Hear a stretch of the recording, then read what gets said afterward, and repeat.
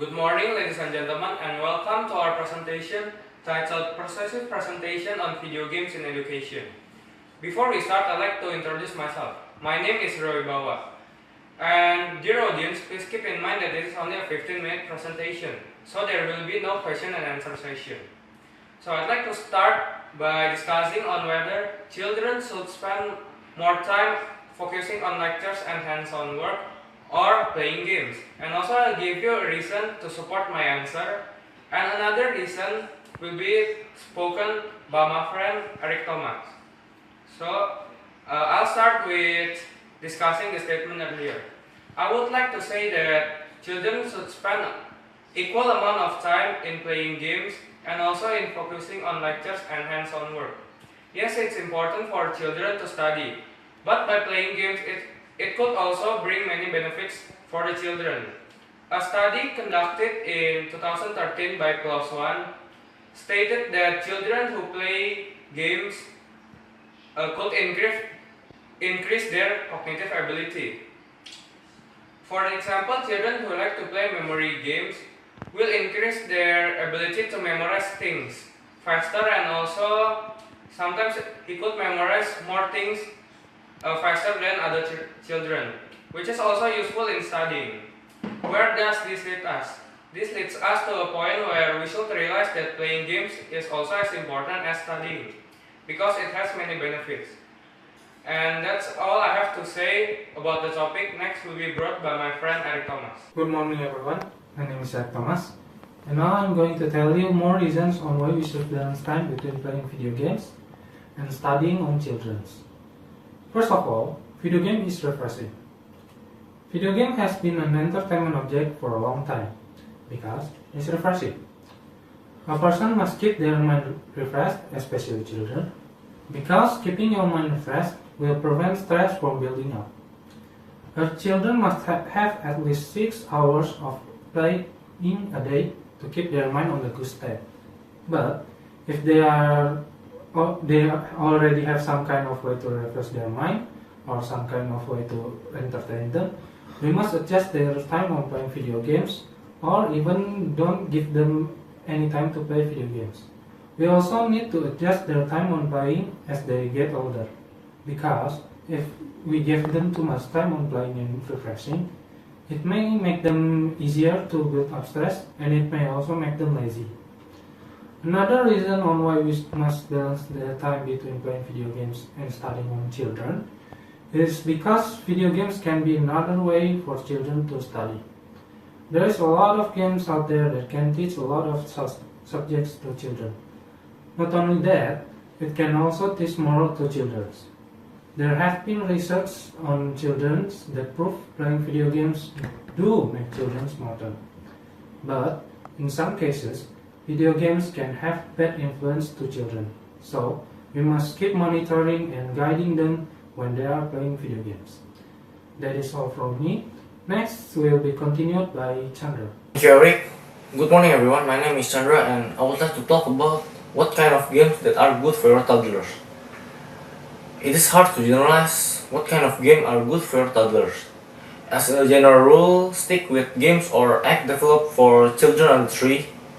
Look for games that have a clear and specific age range, and make your toddler laugh. Give your toddler achievable goals. Encourage mom, dad, or sibling to join in. And last, teach your toddler social skills like how to share and be a good friend. So much for the introduction.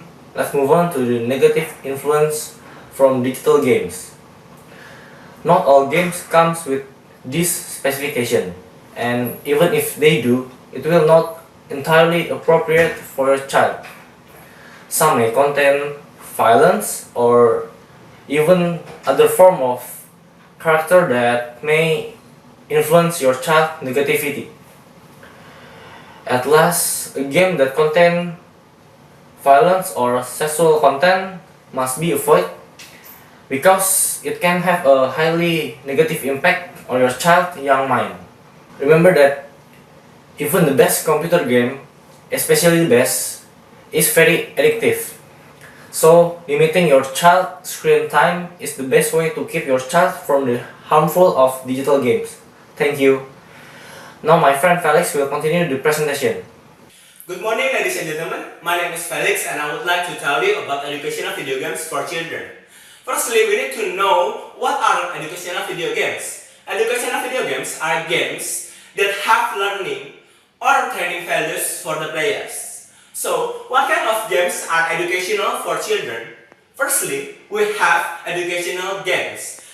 Educational games are games that explicitly designed for educational purposes. Games like Big Brain Academy that want to teach children physics, maths, and other school subjects, and Anak Mandiri that want to teach children how to be independent at home.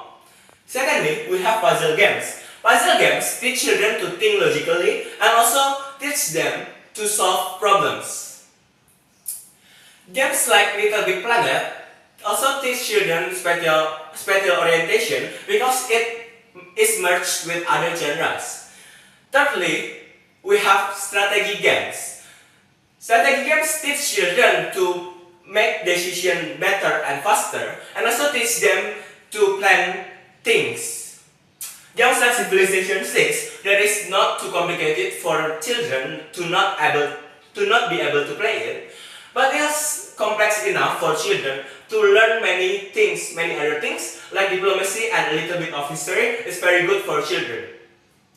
Lastly, we also have many other genres that is also educational for children.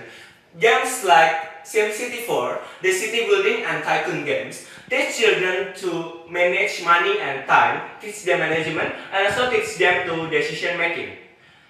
Secondly, we have adventure games that teach children to solve a problem and also teach them in decision making because of the sport storyline.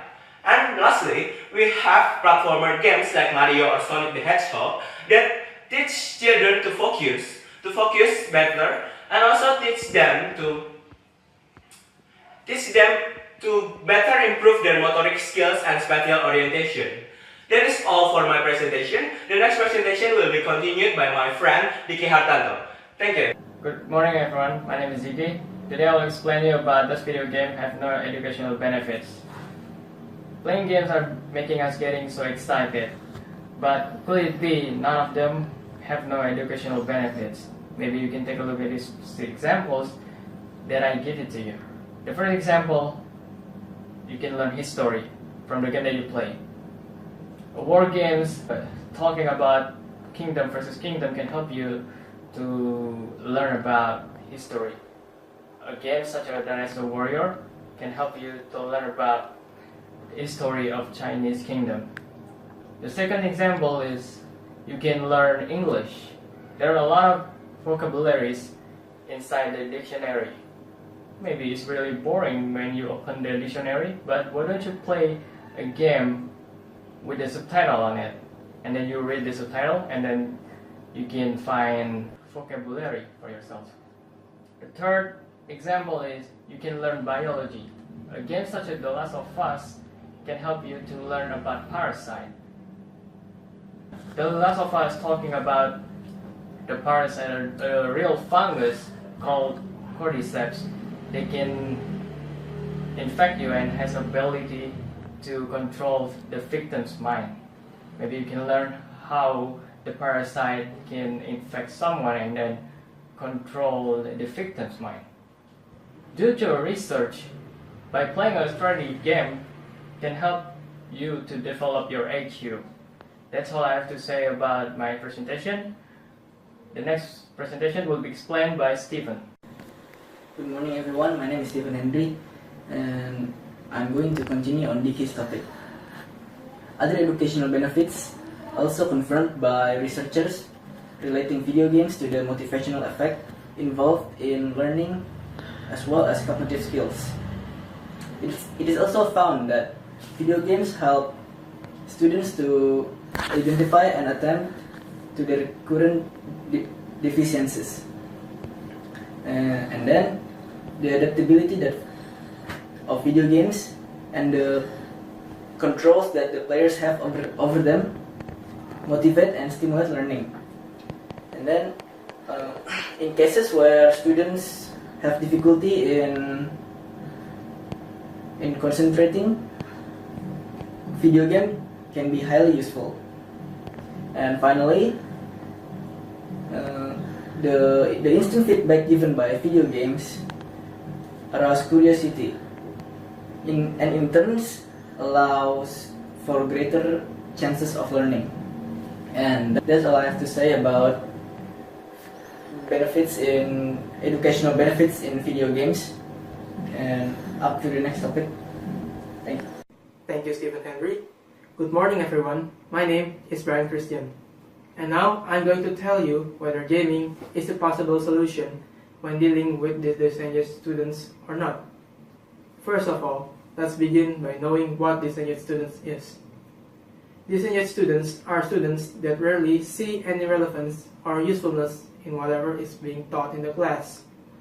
In other words, they just don't care about the lesson and do something unproductive like sleeping or even daydreaming. These students are dependent on adults for guidances and directions, as they have no motivation to do the things that don't interest them or they don't like. Some can even engage in disruptive behaviors and even interrupt others because they are bored or they want other people to feel the same as them, being a disengaged one. This may decrease the other students' will to study. So, if any of these behaviors start to occur, teacher must do something to prevent this behavior to progress even more. Next, we will continue to the methods used to handle disengaged students. Teachers and researchers have been looking for the correct methods to handle this kind of students. Some methods that they try to do, like forcing them even more, add extra lessons for them, and sometimes even storytelling couldn't make the student have motivation to study. So finally, they tried to use other methods. Some can actually be somewhat useful. For example, playing video games actually does something and students have more motivation to study. And I think that's all I have to say for now. Next, my friend Jeffry is going to continue the presentation. Thank you very much. Thank you and good morning. My name is Jeffry and today I'm going to continue my friend Bryan. And so approaching disengaged student could be hard. They tend to ignore all of they have been taught, make it challenging for teachers. Video games could be the solution for this kind of scenario. By doing this, it could spark their curiosity and their willing to learn. A Dicky-led research has found video games such as Minecraft could be useful classroom tools for teaching disengaged students. Professor Beavis, as the chief investigator, said one of the examples of how video games pose educational opportunities was the multiplayer game Statecraft X, where the players learn about economy, resource management, governance, and leadership by taking on the role of governor in a fantasy kingdom. Another survey from the Serious Play study of 232 primary and secondary students from 8 schools across Victoria and Queensland revealed perception of gaming among the young people. It proves that games were good at helping them learn. Just like my friend has said to you before, that video games can teach us other things like language, mathematics, biology, and etc. In conclusion, children should balance their time between video games and studying or work. Video games must be limited to children because if children spend too much time, it may cause addiction. And not only that, there's a lot of games that may give bad influence for children. However, some video games have their educational sides if we can use it wisely. For example, is to teach disengaged students. Also, it teaches morals and school subjects to children through a fun way. That's all from us today. and we're going to see you next time. Thank you.